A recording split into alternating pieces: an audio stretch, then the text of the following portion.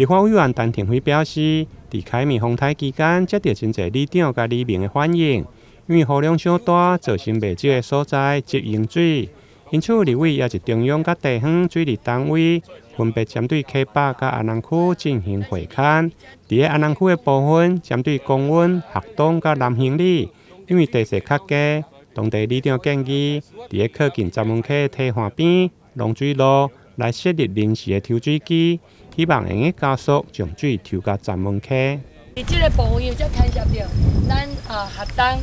个南兴佮咱的公园啊，伊即马伊将来当分流出去的时阵，你水就袂往那边，结果遐透袂离，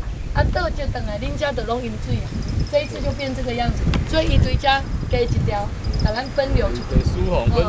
对，分流出去。接续来到海淀路的海东桥，因为邻近有海东甲理想两个里，里长肯定，虽然临时抽水机有发挥作用，但持续的好大雨，只靠一台抽水机，因为水头抽袂赴，后来嘛造成水尾来积水袂退，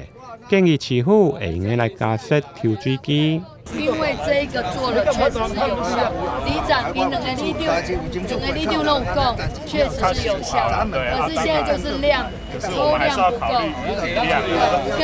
因为雨量大，所以抽量不够，所以变成他们那边都先淹，淹完之后，大概底下冻没掉，到位变理想加阴，